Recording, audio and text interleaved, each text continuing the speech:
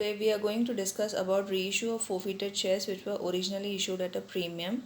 In this question, the company have forfeited 500 equity shares of 100 each which were originally issued at a premium of 10%, that is 10 rupees, and on which the allotment money, which included premium money also, and the first call money were not received, and the second and the final call of 20 hasn't been made.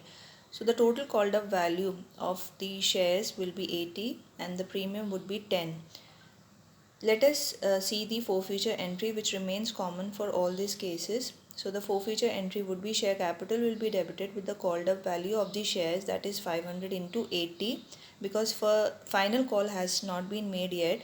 Security premium reserve was not paid by the shareholder, so that will be also debited, and the installments which have not been given by this shareholder is been credited, and the installment which has been paid has been credited to forfeited shares account with rupees 15,000. The first case, it says that if 200 of the shares were reissued at 80 paid up for 90 per share, that means the company is receiving 10 rupees in excess. That means the paid up value is given is 80, but it is reissued at 90 per share. So that means the 10 rupees what they receive in excess should be credited to the SPR.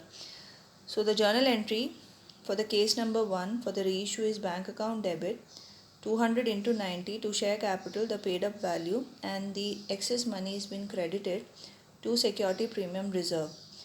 The last entry under this case will be to transfer the forfeited shares account balance to capital reserve. So here if you see, this was an balance of 500, so we need to bring it down to 200. So for 500 we got for 30, that is 200 into 30, we will get the capital reserve for this particular number of shares. Case number 2, if 200 of the shares were reissued at 80 paid up for 80 per share, that means in this case entire amount, actually whatever we fixed, we actually are receiving. So the journal entry would be bank account debited to share capital, that is 16,000, and the forfeited shares would remain the same, that is the entire balance of that amount will be transferred to capital reserve which belongs to 200 shares. Case number 3 over here is if 200 shares were reissued at 80 paid up for 70 per share. In case number 3, the paid up value is 80 whereas the company have reissued at a price for 70 per share.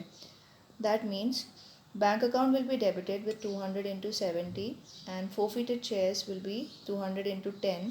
Share capital will be credited with the total paid up value, that is 80, and then the balance of the forfeited shares should be transferred to the capital reserve. So here the gain on the forfeiture of 200 shares is 6,000 and minus the discount which was provided on this 200 share is 2,000. So the value 4,000 will be transferred to the capital reserve.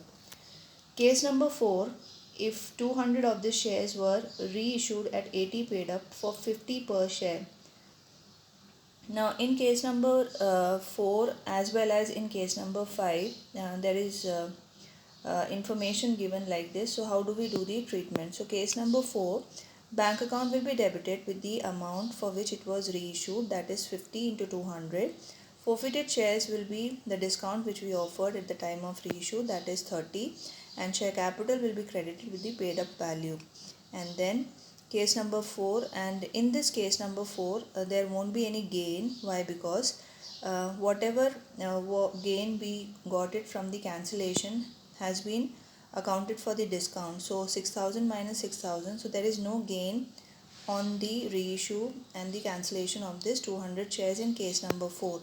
Case number 5, also if you look at the case number 5 over here, 200 of the shares were reissued at 70 per share as fully paid up.